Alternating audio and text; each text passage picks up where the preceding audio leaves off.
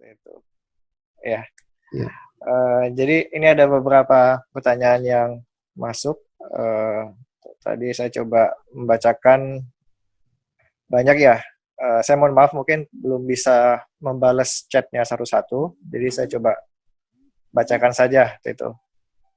Yang pertama, tadi yang melanjuti yang pertanyaan terakhir.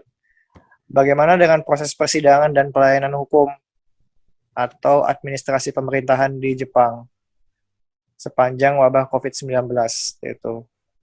Ya. Apakah masih persidangan terbuka, kemudian dilakukan di tempat-tempat publik atau bagaimana?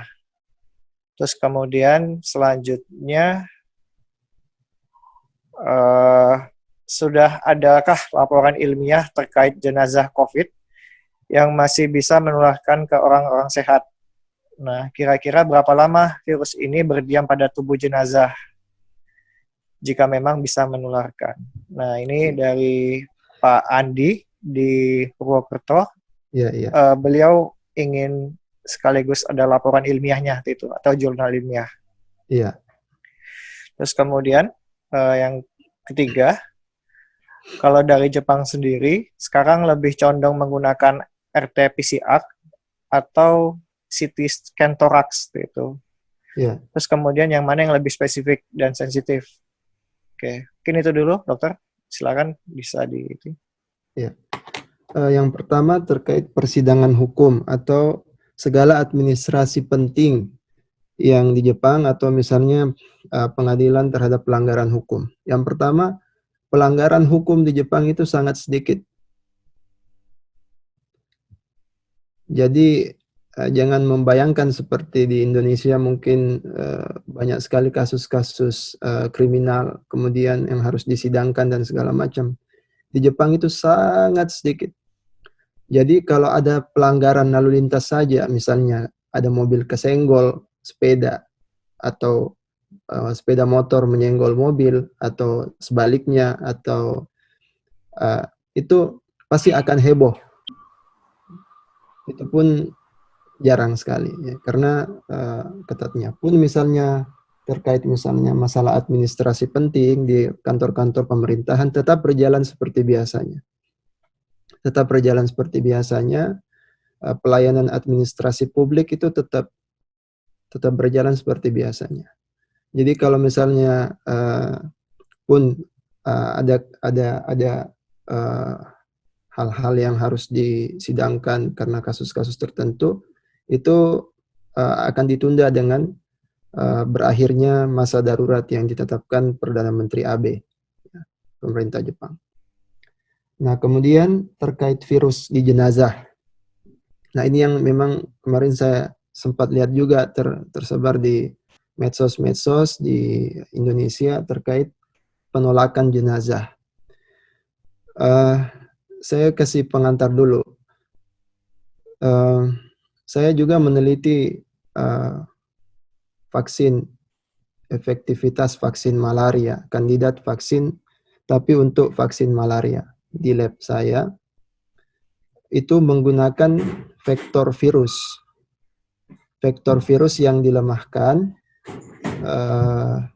jenisnya Vaccinia, virus Vaccinia dan virus adeno-associated virus. Jadi selama 6 bulan saya di Jepang ini sejak September tahun lalu, saya bekerja dengan virus di laboratorium standar untuk pengerjaan riset virus yaitu BSL-3. Nah, kalau kita mau menginjeksikan virus itu ke hewan coba, itu harus di dalam laboratorium itu. Dan laboratorium itu labnya bertekanan negatif, artinya segala partikel yang ada di dalam ruangan itu tidak bisa keluar. Jadi kalau kita buka pintu, partikel-partikel virusnya itu tetap di dalam ruangan itu. Dan pintunya juga nggak satu pintu, ada beberapa pintu. Dan kalau pintunya satu dibuka, pintu paling dalam, pintu yang di luar nggak bisa dibuka lagi oleh orang dari luar. Pun begitu sebaliknya. Jadi memang sangat safety dan berlapis-lapis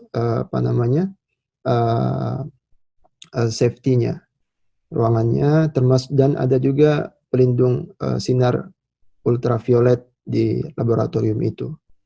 Nah, kalau kita sudah, anggaplah hewan coba kita itu sudah selesai treatmentnya, sudah selesai percobaannya.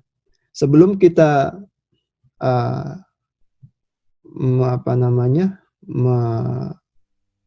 memusnahkan ya, kalau di Indonesia kan kita harus menguburkan dan segala macam ya. Kalau di Jepang mereka bakar ya. Nah, cuma sebelum itu harus disterilkan dulu dalam autoclave bersuhu 400 derajat ke atas ya. Jadi lebih suhunya itu dalam suatu autoclave besar. Jadi kayak oven. Mungkin kalau ada ibu-ibu atau yang sering buat kue itu ya, oven besar tapi suhunya sangat panas. Nah, itu selama 1 jam hewan coba kita yang mengandung virus itu dimasukkan dulu ke situ untuk mematikan virus yang kita gunakan. Meskipun virus yang kita gunakan itu virus yang sudah dilemahkan, jadi tidak akan menginfeksi manusia. Ya, nah terkait dengan COVID ini, apakah di jenazah itu bisa masih bisa menularkan? Untuk publikasi ilmiahnya saya jujur belum baca ya, apakah itu. Tapi kalau dari pengalaman riset yang saya lakukan, itu seharusnya virusnya itu yang membawa vektornya itu, kalau jenazahnya baru ya, bisa saja masih bisa bertahan dalam beberapa jam, misalnya 2 jam sampai 3 jam. Tetapi kalau jenazahnya sudah melewati, artinya semua sel-sel itu sudah, sederhananya semua sel-sel itu sudah mati, ya virus itu tidak bisa hidup lagi, karena virus itu butuh tempat untuk hidup. Dalam hal ini butuh sel hidup. Jadi virus itu tidak akan aktif kalau selnya sudah mati. Nah, meskipun protapnya sebenarnya, kalau dari protap laboratorium, ini saya berbicara dari tinjauan laboratorium, tim laboratorium riset infeksi, itu harusnya disterilkan dengan kalau kita di sini di autoclave ya. Nah, tapi kalau kita lihat teorinya virus, kalau kita lihat dari teorinya zat-zat apa yang bisa mematikan virus, nah kita bisa mengambil kesimpulan bahwa kalau jenazah itu dimandikan, kemudian diberikan sabun, ya, sabun itu bisa melunturkan lapisan virus itu, lapisan virus, sehingga virusnya bisa mati. Ya. Dan sebenarnya dari kalau kita lihat tinjau dari secara teori, bahwa karena sel di tubuh kita itu pun sudah mati, ya virusnya juga tidak bisa hidup. Begitu. Tapi perlu diingat, ada yang perlu diingat, bahwa virus yang ada di udara ya, atau ya di tempat-tempat yang nempel dari airborne itu kan sebenarnya dia juga belum aktif kan. Nah, ketika itu kena atau virus itu berpindah lagi ke sel yang hidup, bisa saja dia aktif lagi. Nah, makanya itu di lab-lab riset itu, kita di sini itu harus melewati autoclave dulu sebelum dibuang hewan cobanya atau dibakar. Itu pun setelah di autoclave mereka bakar hewan cobanya itu. Nah, saya kira itu. Tapi walau alam, saya untuk publikasinya saya belum baca, dan saya tidak tahu apakah sudah ada yang mencoba meneliti terkait jenazah itu. Ya. Mungkin nanti bisa kalau ada yang masih bingung dari penjelasan saya, bisa ditanyakan lagi. Nah, untuk CT scan yang mana yang lebih lebih uh, uh, CT scan atau real time PCR. Jadi CT scan, foto toraks itu foto dada itu ronsen itu hanya penunjang sebenarnya. Jadi yang bisa menegakkan diagnostik COVID-19 itu positif, dikatakan positif kalau ada hasil real time PCR atau ya rapid test PCR. Jadi kalau hanya CT scan ya paling diagnosisnya pneumonia, ya, bronkoneumonia. Jadi hanya infeksi paru saja gitu.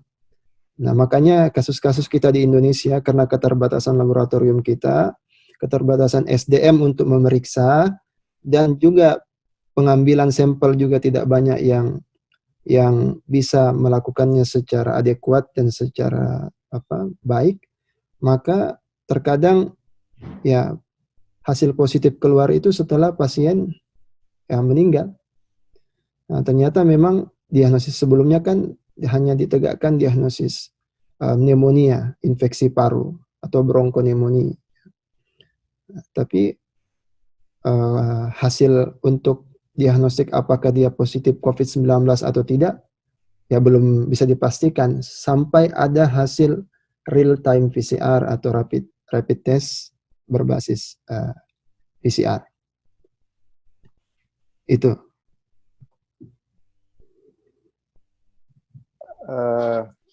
Kita ini ya sudah menjawab ya insya Allah Ya. dari beberapa pertanyaan.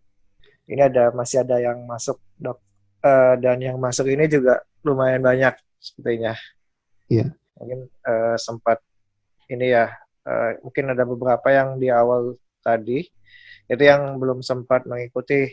Jadi pertanyaannya mungkin seputar yang sudah Dokter Amar ceritakan di awal tadi itu. Ya. Nah, yang pertama adalah nah ini agak rancu ya bahasanya, tapi saya coba bacakan. Dok, apakah ada teman yang dikenal yang melihat langsung virus ini di laboratorium? Mungkin sebenarnya mungkin bahasanya ini adalah ngelihat secara mikroskopis gitu, elektron. Ya. Nah, gitu. Terus kemudian yang kedua, tadi dok, apakah jika telah terindikasi dengan imun tubuh baik, apa bisa sembuh? Atau seperti apa cara penyembuhan yang baik? Nah, kemudian untuk yang ketiga, tadi dikatakan bahwa pemerintah harus tegas jika ingin sesuai dengan prediksi tren COVID-19 di Indonesia. Nah, menurut pandangan dokter sendiri, melihat budaya masyarakat Indonesia dalam merespon himbauan pemerintah juga aspek ekonomi masyarakat yang sulit melakukan physical distancing gitu. Nah, maka tolak ukur optimal dari usaha pemerintah dan juga masyarakatnya seperti apa. Nah, kemudian yang keempat, ini yang terakhir ya. Nanti, kalau ada nanti bisa teman-teman bisa langsung japri ke saya gitu. Yang keempat adalah apakah virus bisa hidup di bahan makanan seperti ikan basah atau daging. Nah, bagaimana cara makannya? Bagaimana cara amannya? Kami ibu-ibu merasa stres. Ya, oke. Oke, dokter, dipersilakan. Ya. Yang pertama, apakah pernah lihat langsung di bawah mikroskopik COVID-19? Saya belum pernah. Teman-teman di sini juga belum ada di kampus saya terkait COVID-19 ini ya nggak ada, belum ada yang meneliti ini. Ya, karena kan memang kasusnya baru ya mungkin kedepannya mungkin akan ada ya. Karena standar lab Jepang di sini pun di Kanazawa ini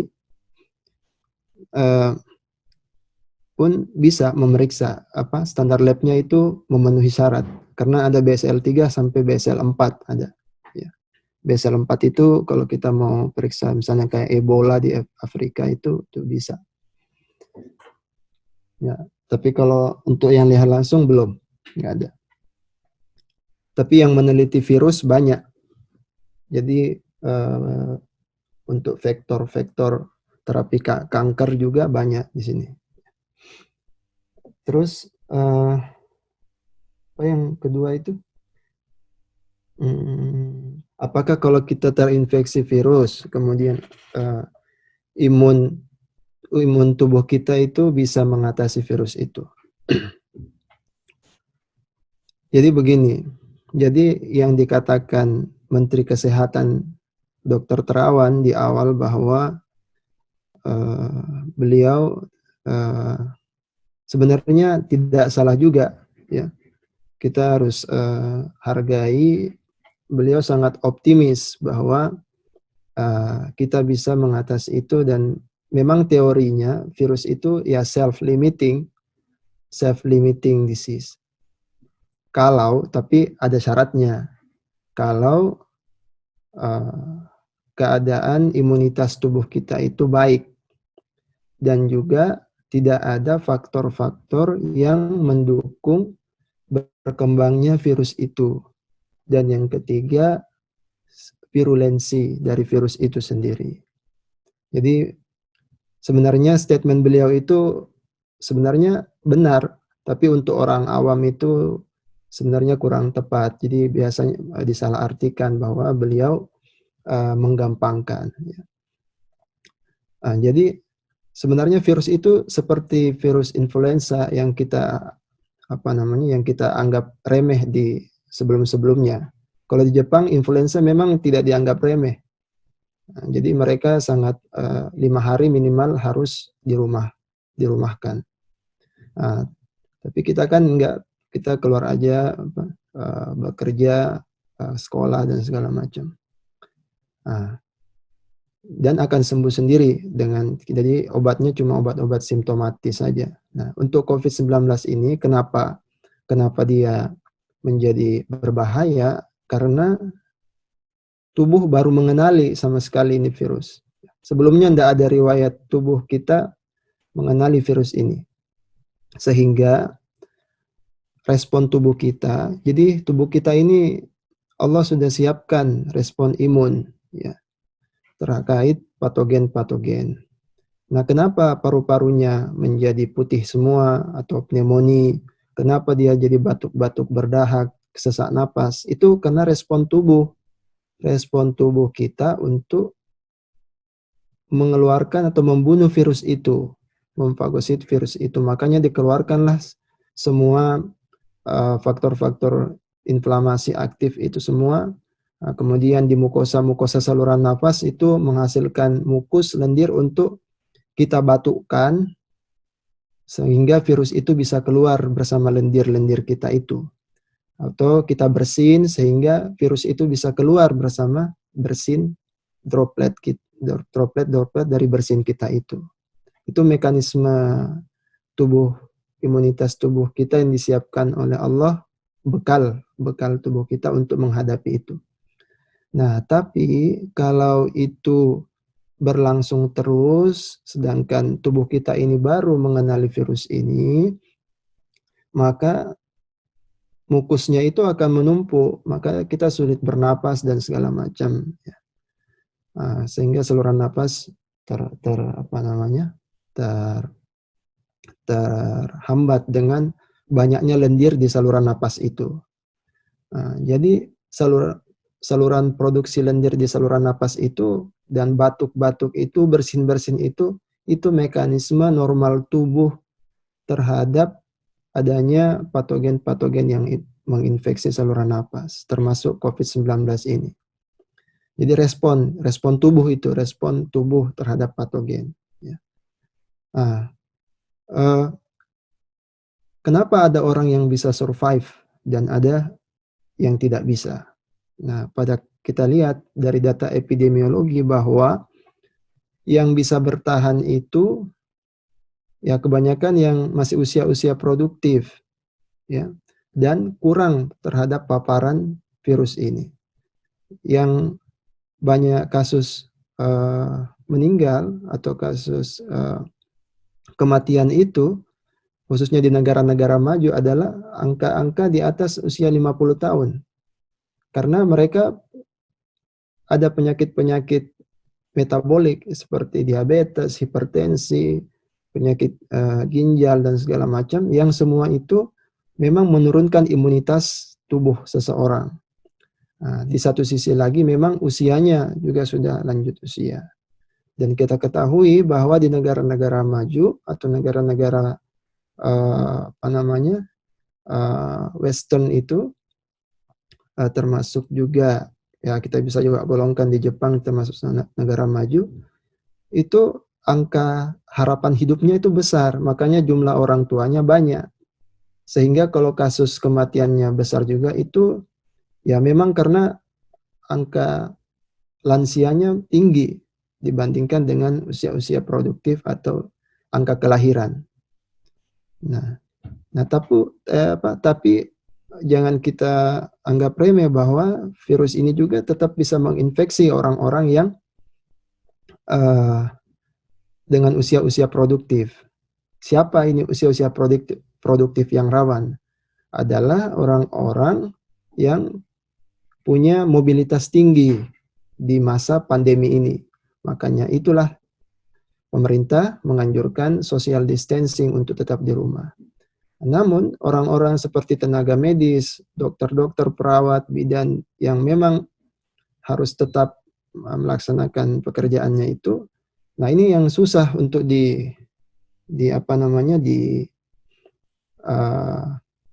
kalau paparannya ini susah untuk dihindari. Jadi mau tidak mau mereka harus dibekali dengan alat pelindung diri yang cukup dan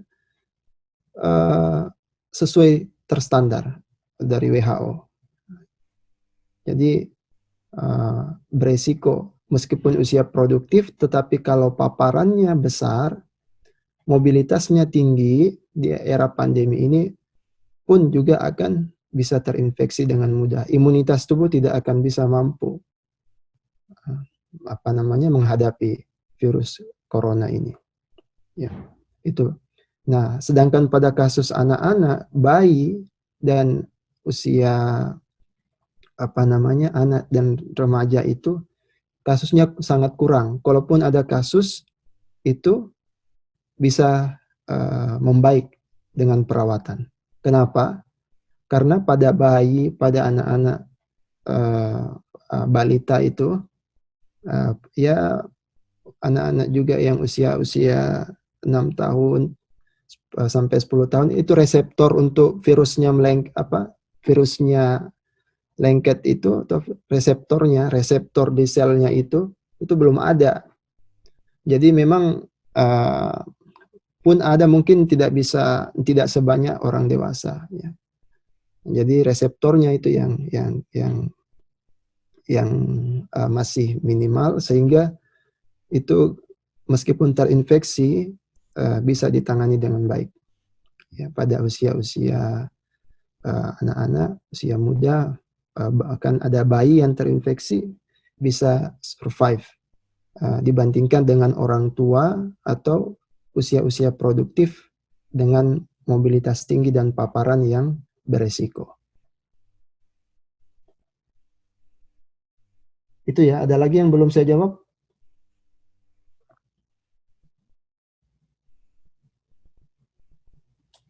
Ada yang makanan tadi.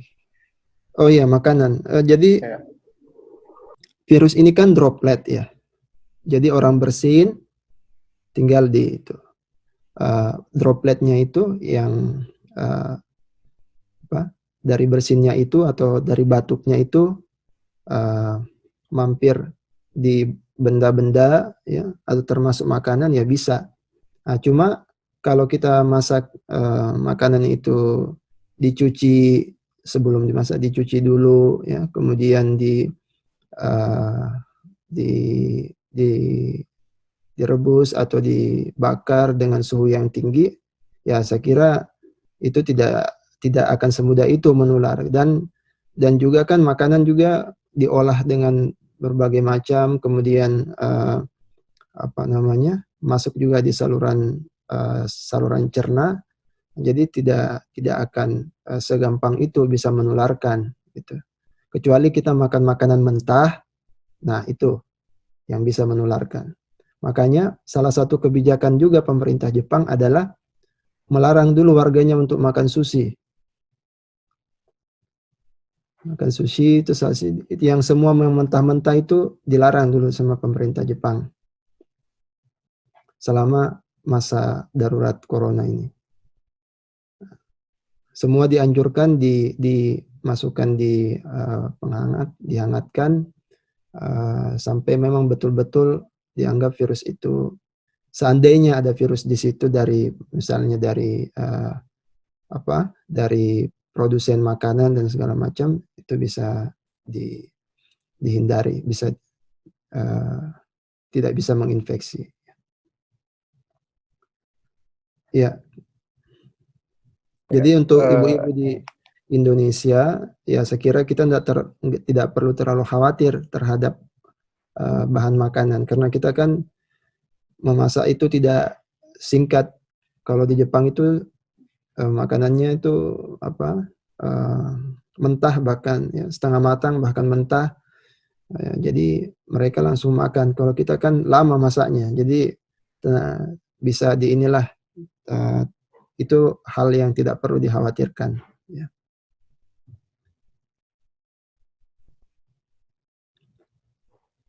Ya, terima kasih Dokter Amar buat ibu-ibu, jangan panik gitu. Dan ini juga ada tanggapan langsung dari beliau bahwa apakah virus itu bisa mati di dalam freezer, seperti itu.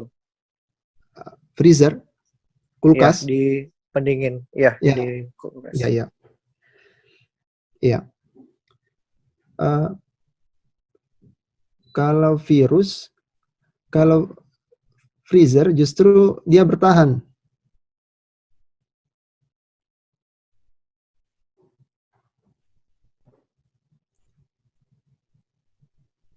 Kalau suhu dingin, virusnya bertahan, nggak mati.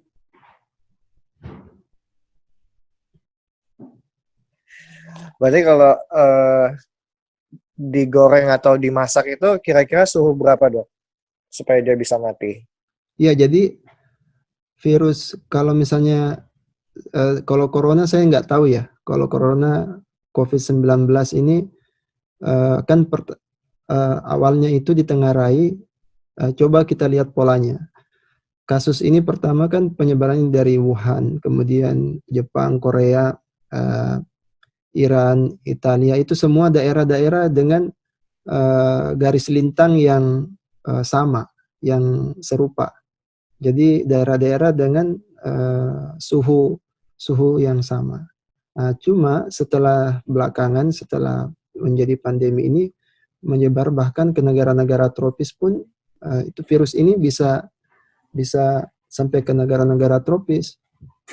Makanya WHO buru-buru meralat bahwa tidak hanya di negara-negara yang bersuhu dingin virus ini bisa bertahan, tetapi pun di negara-negara tropis pun bisa. Apalagi dengan hygiene yang kurang baik. Nah, sebenarnya begini, untuk ibu-ibu, misalnya ada beli bahan makanan, ya. Kalau bahan makanan itu bisa dicuci tanpa ada kontaminasi ke dalam bahan makanan, misalnya bahan-bahan sayur-sayuran atau yang bisa dicuci dengan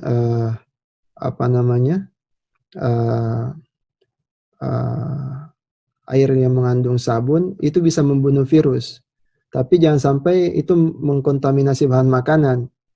Nah, jadi dibilas saja, kemudian disimpan di tempat tertutup, kemudian dimasukkan di dalam kulkas, itu sebenarnya tidak masalah. Kan setelah itu dimasak lagi kan, dipanaskan lagi, kemudian diolah lagi, dicampur dengan berbagai macam bumbu masakan itu, kemudian diolah dengan berbagai macam cara. Itu saya kira virusnya tidak semudah itu bisa tinggal di makanan itu. Jadi tidak usah terlalu khawatirkan, karena kita juga menjaga virus. Saya kasih contoh ya, virus yang saya pakai dalam riset saya di sini itu kita awetkan di minus 80 derajat Celcius. Kemudian kita bisa simpan juga di minus 30, tetapi tidak dalam jangka waktu yang lama. Atau kalau kita mau simpan dalam waktu yang lama, di liquid nitrogen cair, itu ada satu tabung yang isinya liquid nitrogen cair, itu bisa dalam waktu yang sampai tahunan. Nah, tetapi kalau kita yang jelas begini, virus itu kalau tidak sampai dapat ke sel yang hidup, kalau COVID-19 ini kan dia selnya saluran napas. Selama dia tidak menyentuh sel saluran napas dan kita jamin virulensinya itu bisa berkurang karena pemanasan saat kita memasak bahan makanan itu, tidak perlu khawatir ya. Karena tidak ada penularan dari oral dari bahan makanan itu, kecuali makan makanan mentah itu ya. Jadi makan makanan mentah yang dihindari. Untuk penyimpanan bahan makanan seperti biasa, sebagaimana mestinya dicuci dan segala macam, kemudian diolah dengan pemanasan yang cukup, air 100 derajat sekira cukup. Oke. Ya, buat ibu-ibu, bapak-bapak, nantinya jangan terlalu panik itu. Pastikan semua bahan makanan yang dimakan adalah yang bersih dan dimasak dengan matang, seperti itu.